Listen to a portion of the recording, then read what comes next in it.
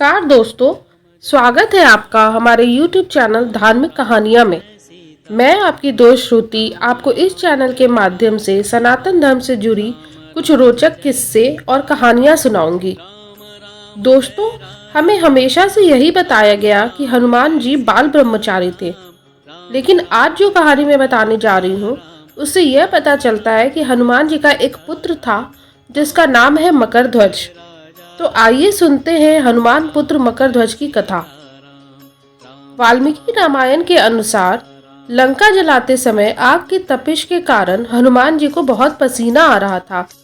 इसलिए लंका दहन के बाद जब उन्होंने अपनी पूंछ में लगी आग को बुझाने के लिए समुद्र में छलांग लगाई तो उनके शरीर से पसीने की एक बड़ी सी बूंद समुद्र में गिर पड़ी। उस समय एक बड़ी मछली ने भोजन समझ वह बूंद निगल ली। उसके उदर में जाकर वह बूंद एक शरीर में बदल गई। एक दिन पाताल के असुरराज अहिरावण के सेवकों ने उस मछली को पकड़ लिया। जब वे उसका पेट चीर रहे थे तो उसमें से वानर की आकृति का एक मनुष्य निकला। वे उसे अहिरावण के पास ले गए। अहिरावण ने उसे पातालपुरी का रक्षक नियुक्त कर दिया। यही वानर हनुमान पुत्र मकरध्वज के नाम से प्रसिद्ध हुआ। जब राम रावण युद्ध हो रहा था तब रावण की आज्ञा अनुसार अहिरावण राम लक्ष्मण का अपहरण कर उन्हें पातालपुरी ले गया।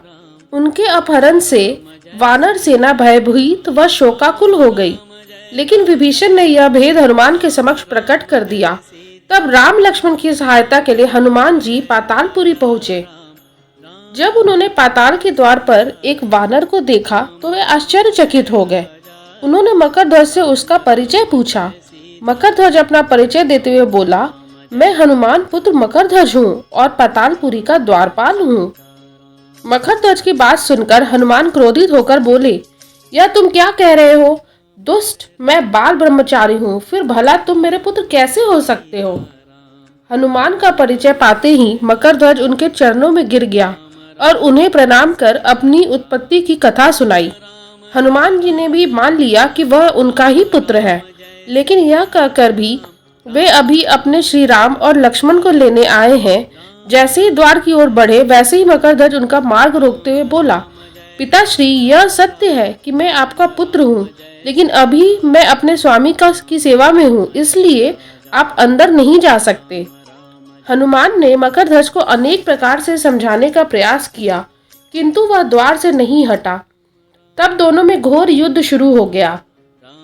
देखते ही देखते हनुमान जी उसे अपनी पूंछ में बांधकर पाताल में प्रवेश कर गए। हनुमान सीधे देवी मंदिर पहुंचे, जहां अहिरावण राम लक्ष्मण की बलि देने वाला था। हनुमान जी को देखकर चामुंडा देवी पाताल लोक से प्रस्थान कर गई।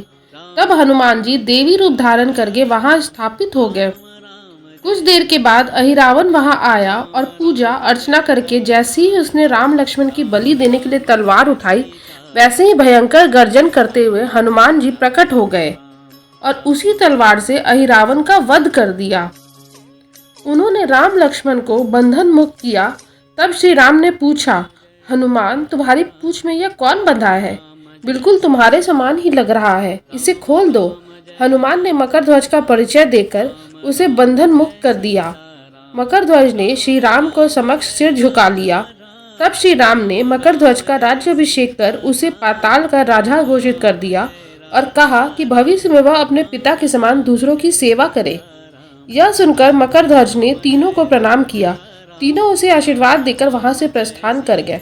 इस प्रकार मकरध्वज हनुमान पुत्र कहलाए। जय श्री राम। आशा है आपको हमारी आज की कहानी पसंद आई होगी। ऐसी ही और रोचक कहानियाँ सुनने के लिए हमारे चैनल को लाइक, शेयर और सब्सक्राइब करें। धन्यवाद।